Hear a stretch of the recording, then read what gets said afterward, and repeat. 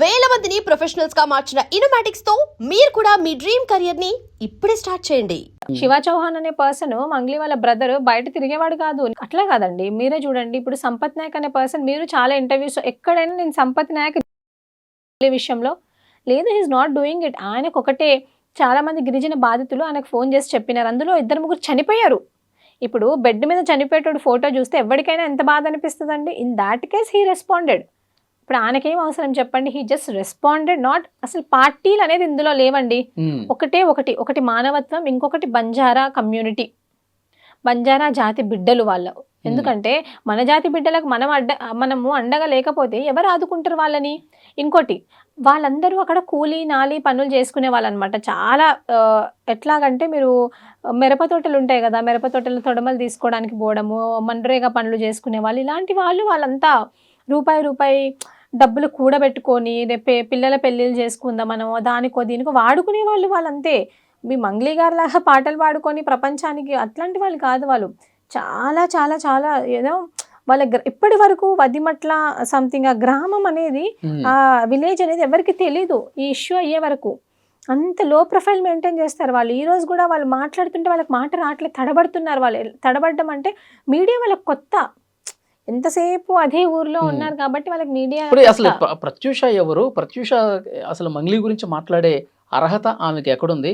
సంపత్ నాయక్ ఏది చెప్తే అదే చేస్తుంది ఆ అమ్మాయి. అసలు ఆ అమ్మాయి చరిత్ర ఏంటో నాకు తెలుసు అని చెప్పి నిన్న కొన్ని మాట్లాడుతూ ఉన్నారు. ఏదే మీ ఫాదరు 50 నుంచి 60 మందిని మోసం చేశారు, ఫేక్ డాక్యుమెంట్లు క్రియేట్ చేశారు, మీ బ్రదర్ కూడా date of birth fake create చేసినటువంటి పరిస్థితి ఉంది, ఇంకా మీ మీద కేసు ఉందని కూడా చెప్పారు. నేను ఉంటున్నటువంటి ఏరియాలోనే ఆ అమ్మాయి మీద కేసు ఉంది. వాళ్ళ తమ్ముడికి ఉద్యోగం వచ్చినా, ఆ కమ్యూనిటీలో ఎవరికి ఉద్యోగం వచ్చినా ఆమెకు మాత్రం ఉద్యోగం రాదు. ఆమె మీద ఎఫ్ఐఆర్ ఉంది. ఒక బంజారా లీడర్ని బ్లాక్మెయిల్ చేసి డబ్బులు గుంజేసింది ప్రత్యూష. ఆ కేసు గురించి నా నోటితో నేను చెప్తే బాగుండదు, ఆమె చెప్పాలి ఆమె అని చెప్పి ఆయన మాట్లాడారు. ఇవన్నీ విన్న తర్వాత ఏమనిపించింది మీకు?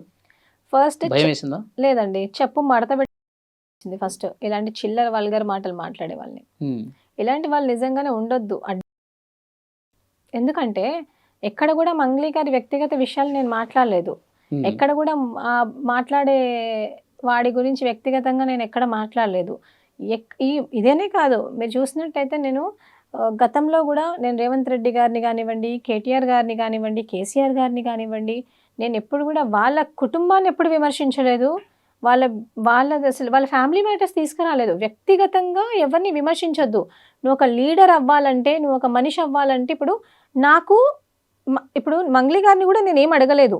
నాకు ఆ మోతీలాల్ నాయక్కి సంబంధం ఏదన్నా ఉంటే మాట్లాడుకోవాలంటే, you should talk with me, okay? Your fight is with me, not with my family. సమాజంలో ఆడపిల్లలు బయటకు వచ్చి మాట్లాడుతున్నారంటే ఎలా వాళ్ళకి గొంతు నొక్కేయాలి, ఎలా వాళ్ళని కిల్ చేయాలి, ఇదే ఆలోచన ఉంటుంది. కానీ పర్సనల్ అటాక్ చేస్తే మంగ్లీ మన జాతిలో ఎదిగినటువంటి ఒక అమ్మాయిని, మన జాతి భాషని ప్రపంచానికి తెలియజేసినటువంటి అమ్మాయిని, మన పాటల్ని ప్రపంచానికి తెలియజేసిన అమ్మాయిని, ఎక్కడో కుగ్రామంలో తండాలో ఉన్నటువంటి అమ్మాయి, మన బంజారా కమ్యూనిటీని ఇంత వెలుగులు తీసుకొచ్చిన అమ్మాయి, ఆ అమ్మాయిని గొంతు నొక్కే ప్రయత్నం కుట్ర చేస్తున్నారు మీరు అని మాట్లాడుతున్నాడు కదా. నేను ఒకటి చెప్తానండి, ఈరోజు 10 మంది బాధితులు వచ్చినారు. వాళ్ళు బంజారా బిడ్డలు కాదా? వాళ్ళు కూడా బంజారా బిడ్డలు, మట్టి మనుషులు. వాళ్ళు మట్టి మనుషులు. నువ్వు మంగ్లీ ఈరోజు ప్రపంచానికి తెలుసు బంజారా బిడ్డ అని, కానీ ఈ బంజారా ట్రెడిషనల్ కల్చర్ని కాపాడేది ఈ మట్టి మనుషులు బిడ్డలు కదా. నువ్వు వీళ్ళని మోసం చేసి మీ తమ్ముడికే డబ్బులు ఇచ్చారంట వాళ్ళు. ఇప్పుడు రమావత్ మధు దగ్గర పనిచేసే వాళ్ళు ఉన్నారు కదా, వాళ్ళు ఏమంటున్నారు, డబ్బులు అనేవి ఆయన అన్నాడు కదా, నేను డబ్బులు తీసుకెళ్ళి రమావత్ రమేష్ నేను డబ్బులు తీసుకెళ్ళి మంగ్లీ గారి తమ్ముడికి ఇచ్చాను అని అంటున్నారు. అవన్నీ ఎవరి డబ్బులండి? పేదవాళ్ళ డబ్బులు, పేదవాళ్ళ కష్టము, చుక్కలు వాళ్ళు కష్టం చెమట చిందిస్తే అప్పుడు వచ్చిన డబ్బులు అవి. అవన్నీ డబ్బులు తీసుకొని పోయి నేను గిరిజన బిడ్డని, నేను ప్రపంచానికి తెలిసిన అంటే ఏం లాభము? ఇక్కడ కింద వీళ్ళు వస్తున్నారు. నేను అది చెప్తాను. ఇప్పుడు ఎవడు పడితే వాడు ఏది చెప్పినా నేను పెద్దగా తీసుకొని, ఇప్పుడు మా నాన్నగారు ఒక పొజిషన్లో ఉన్నారు, okay, he's a sub inspector, I agree. 50 నుంచి 70 మంది నిరుద్యోగుల ఫేక్ సర్టిఫికేట్స్ చేసి వాళ్ళ కడుపు మీద కొట్టారు మీరు అని అలిగేషన్ చేశాడు వీడు. అసలు అది నిజమా? 50 మంది కాదండి, కనీసం ఒక 2-3 ప్రూవ్ చేయమనండి. అలిగేషన్ ఇలా చేసేస్తే సరిపోదు కదా, you have to bring the proof. Okay, ఇంతమందిని చేసే వరకు ఏదో పేపర్ వాళ్ళందరినీ- చూపిస్తున్నాడు మీ తమ్ముడు ఫోటో పెట్టి డేట్ ఆఫ్ బర్త్ చేంజ్ చేసేసారని. ఒకటి చెప్తానండి, వాళ్ళు ఏదన్నా చూపించచ్చు, నార్మల్గా మీకు చెప్తున్నాను. నిజంగా అది అలా ఉంటే అప్పుడు ఏం చేయాలి, దాన్ని తీసుకెళ్ళి కోర్టులోనే ఎక్కడో ప్రొడ్యూస్ చేసుకోవాలి. ఈరోజు మంగ్లీ గారి గురించి మాట్లాడినందుకే అది మాట్లాడడం కాదు, మంగ్లీ అనే పర్సన్ బాధితులను వచ్చి కలవాలి, ఆమె వల్లనే బాధితులు నష్టపోయినారు, ఈ బాధితులను కలిసే వరకు మా పోరాటం ఆగదు అని చెప్పినాం. ఒకవేళ కలవకపోతే మంగ్లీకి సపోర్ట్ చేసే వాళ్ళని మన గిరిజన జాతి నుంచి బాయ్కాట్ చేయండి అని అన్నాను నేను. ఇక్కడ ఈ ప్లాట్ఫామ్ నుంచి కూడా చెప్తున్నాను, మంగ్లీకి సపోర్ట్ చేసి మిగతా వాళ్ళను పట్టించుకొని వాళ్ళని బాయ్కాట్ చేయండి, మిగతా బాధితులను పట్టించుకోవాలని బాయ్కాట్ చేయండి. ఇది చెప్పినందుకు వాళ్ళు ఎలా ఇప్పుడు బయటకు వచ్చి మాట్లాడడమే గగనం అండి. ఆడపిల్లలు అంటే మంగ్లీ గురించి మాట్లాడొద్దా? ఎవరు మాట్లాడితే తప్పేముంది? ఆమె వ్యక్తిగతంగా ఏమన్నా విమర్శించామా? ఈరోజు ఈ మోతిలాల్ నాయక్ అనే పర్సన్ ఎవరికి సపోర్ట్ ఇస్తున్నాడో, సపోర్ట్ చేస్తున్నాడు కదా, సపోర్ట్ చేస్తున్న వాళ్ళకి ఆల్రెడీ పెళ్ళైంది, విడాకులు అయిపోయినాయి అని చెప్పి మేము మాట్లాడితే ఎట్లాగుంటది? వాళ్ళ పేరు ఎక్కడన్నా తీసామా? మీడియా తీసిందా? మేము తీసామా? పర్సనల్గా అటాక్ చేసామా? లేదు కదా. అది చాలా తప్పు కదా. ఈరోజు ప్రత్యూషకు పెళ్ళయింది, రెండు పెళ్ళిళ్ళు అయ్యాయి, మూడు పెళ్ళిళ్ళు అయ్యాయి అంటే who are you to decide? Who are you? మరి ఇన్ని సంవత్సరాలు ఎక్కడ పోయావు బాబు నువ్వు? మరి అప్పుడు ఎందుకు బయట పెట్టలేదు?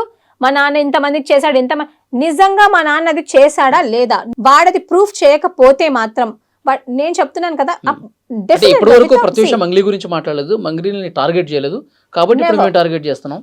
నేను ఒకటండి, ప్రత్యూష మంగ్లీ గురించి ఎప్పుడు మాట్లాడలేదు. Pratyusha Mangli zero in my opinion. నేను ఒకటే చెప్పాను, ఏమన్నాను, మంగ్లీ అనే పర్సన్, మంగ్లీని నమ్మి, మంగ్లీ అనే పర్సన్ పేరును నమ్మి, ఓన్లీ అదొక పేరును నమ్మి ఇంతమంది గిరిజనులు ఇన్వెస్ట్మెంట్ చేశారు, వాళ్ళ డబ్బులు వాళ్ళకి వెనక్కి ఇప్పించండి అని వాళ్ళ తరపున నిలబడ్డం తప్ప, ఆమె ఒకటే గిరిజన బిడ్డనా? ఒక గిరిజన బిడ్డకేమో న్యాయం చేస్తావు, ఇంకో గిరిజన బిడ్డనేమో నువ్వు తిడతావా? అంటే ఆమె సెలబ్రిటీ మేము కాదా? మైక్ పట్టుకొని పాడితే సెలబ్రిటీయా అండి? నాకు అర్థం కాదు. మేము గ్రౌండ్లో కొట్లాడుతున్నాం. మీకు తెలుసండి, మీరు ఈరోజు యూట్యూబ్లో ఓపెన్ చేసి చూసుకోండి, పోలీసులు లాక్కొని పోతుంటారు మమ్మల్ని నిరుద్యోగుల గురించి అడుగుతుండే.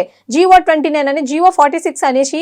ఇప్పుడు ఇదే సింగరేణి కాలనీ, అదే సింగరేణి కాలనీ అండి, వాడుండే పక్కనే దిల్సుఖ్ నగర్. అందులో ఎంతో మంది SIPC DSCకి ప్రిపేర్ అయ్యే వాళ్ళు మా గిరిజన బిడ్డలు, 80% గిరిజన బిడ్డలు. ఒక్క సేవాలాల్ మహారాజ్ జయంతి అప్పుడు వాళ్ళని పిలిచి నువ్వు భోజనం పెట్టినావా? పోనీ అక్కడ పక్కన జరిగే సేవాలాల్ మహారాజ్ జయంతికి పోయి నువ్వు ఏమైనా చేసినావా? ఎప్పుడు చేయరండి. ఇప్పుడు నా తండ్రి ఉన్నాడు, నా తండ్రి ఒక సబ్ ఇన్స్పెక్టర్, న్యాయంగా బతుకుతున్నాడు కాబట్టి ఇంకా లోన్ నా ఇంటి లోన్ కూడా పూడ్చలేదు. ఈరోజు నాకు ఏ కమ్యూనిటీ హెల్ప్ చేయదు, నా కమ్యూనిటీ నుంచి నాకు ₹1 రాదు. ఈరోజు బాధితుల పక్షాన్ని నిలబడ్డా అంటే నా తండ్రి కష్టాజితం. ఈరోజు ఇష్టం వచ్చినట్టు వీడు అలిగేషన్ చేస్తున్నాడు. రేపు పొద్దున ఆయనకి ఏమన్నా అయితే వీడు చూసుకుంటాడా మమ్మల్ని? ఎవరు చూసుకోవాలి మమ్మల్ని? సమాజం చూసుకుంటుందా? బాధితులు చూసుకోవాలా? ఎంత సెన్సిటివ్ ఉంటుందండి మ్యాటర్, ఎంత సెన్సిటివ్ మ్యాటర్. 1992 బ్యాచ్ నుంచి ఈ రోజు వరకు మా నాన్న పనిచేస్తున్నాడు, మా డాడీ గవర్నమెంట్కి పనిచేస్తున్నాడు, వీళ్ళందరి కోసం పనిచేస్తున్నాడు. వీళ్ళేంటండి వీళ్ళ దగ్గర దోచుకొని తినే బ్యాచ్ వీళ్ళు.